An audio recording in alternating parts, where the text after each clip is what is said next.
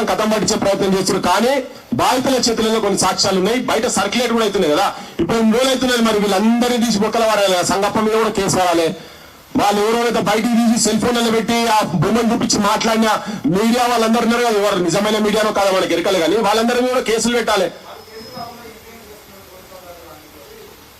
అవును, మరి ముఖ్యమంత్రి ఇన్ఫ్లుయెన్స్ అయ్యి ఉన్నారు కదా ఆల్రెడీ. ముఖ్యమంత్రి వాళ్ళ తరఫుకెళ్ళి వకాలాలు పుచ్చుకుంటున్నారు కదా.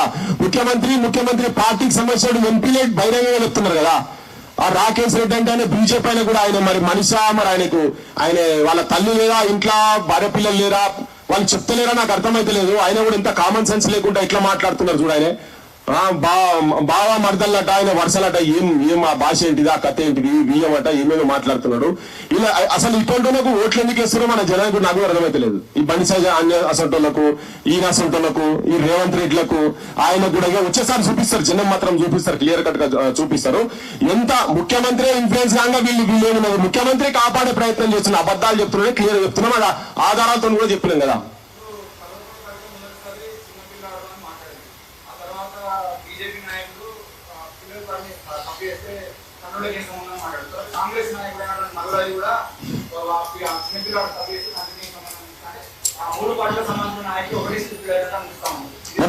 వాస్తవమే కదా. మరి కల్వకుంట కవిత మీద అట్లే చెప్పింది కదా.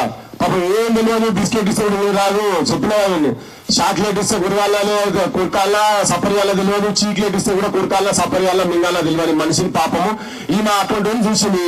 కానీ ప్రజల నుంచి తిరుగుబాటు వచ్చి ప్రజలు ఎప్పుడైతే క్వశ్చన్ చేసిండ్రో ఇమ్మీడియట్ గా తెల్లారి స్టేట్మెంట్ మార్చేసింది. వీళ్ళందరికీ పైసల లావాదేవీలు, కాంట్రాక్ట్లు, ఆమె ప్రజల గురించి పనిచేసేందుకు వచ్చింది ఆమె కవిత అంటే. ఆమె ఇప్పుడు మళ్ళీ కూడా అంతే, వీళ్ళందరూ లావాదేవీలు ఉంటాయి. ఇప్పుడు కవిత కూడా ఆమె కేసు ఆమెకున్నది, ఆడ లిక్కర్ కేసు ఉన్నది, లిక్కర్ కేసులో ఆడ దొక్కుతారని ఆమెకున్నది. ఈయన కూడా ఓటుకు నోటు కేసులో ఆడనని బుక్కల వాడేస్తారని రేవంత్ రెడ్డి పోయి కాళ్ళ చుట్టూ తిరుగుతున్నాడు. ఆయన మోడీ కాళ్ళ చుట్టూ, బండి సంజయ్ కాళ్ళ చుట్టూ తిరుగుతున్నాడు. దీంట్లో ఇంకొక కోణం కూడా ఉన్నాయి, నేను నెక్స్ట్ దాంట్లో చెప్తా. ఇలా మన ఆంధ్ర నాయకత్వం సార్లది కూడా చాలా పెద్ద పాత్ర ఉన్నది. బండి సంజయ్ కి బాగా విపరీతమైన సపోర్ట్ బేస్. ఇంకా కొద్దిగా నేను ఆధారాలు తీసుకుంటా. ఢిల్లీలో వీళ్ళకి ఏమేమి నడుస్తున్నది చక్రం, నారా చంద్రబాబు నాయుడు అంటే ఆయన కూడా దీని ఎన్నిక ఎట్లెట్లా ఉన్నాడు అనేది నేను తర్వాత చెప్తాను. నేను దాన్ని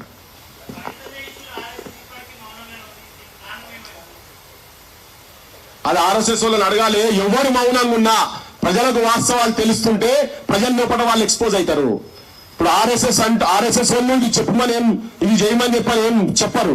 కానీ బాధితుల తరఫుకెళ్ళి మాత్రం వాళ్ళు కూడా సపోర్ట్ ఉండాల్సిన అవసరం ఉన్నది. నిన్న నేను ఒక లెటర్ చూసిన, ఆ లెటర్ లో వాళ్ళు ఏం చెప్తారంటే, మాకు బండి సంజయ్కి లింక్ దానికి ఎవరన్నా కడితే వాళ్ళ మీద మేము చట్టరీత్యా చర్యలు తీసుకుంటామని చెప్పని ఒక లెటర్ చూసిన నేను నోటి. అదే విధంగా మీరు కూడా బాధితుల తరఫుకెళ్ళి మేము ఉన్నాము, అవసరమైతే బాధితులకు రక్షణ ఉంటాము, మేమే అవసరమైతే బండి సంజయ్ని మంత్రి పదవి నుంచి బర్తరఫ్ చేయాలి, ఏ1 బండి భగీరథ ఎట్లున్నాడో ఏ2 బండి సంజయ్ ఉండాలి అని మేమే కొట్లాడతాం, సంగప్ప అంటోడుకు ఉండాలని చెప్పని మేమే కొట్లాడతామని ఆర్ఎస్ఎస్ కావచ్చు, బీజేపీ కూడా ముందుకు రావాల్సిన అవసరం ఉందని చెప్పి నేను చెప్పదలుచుకున్నా.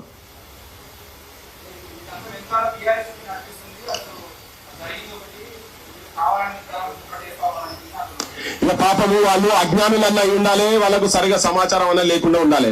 పృథ్వీరాజ్ అంటోడు టిఆర్ఎస్ ఆఫీస్ మీద 2001లో ఆయన ఆలోచన విధానాన్ని వ్యతిరేకించి ఆఫీస్ మీద 2 DCMల విద్యార్థులతో కలిసి దాడి చేసి బయటికి వచ్చి ఆ రోజు నుంచి నేను ఆయన గడప దొక్కలేదు.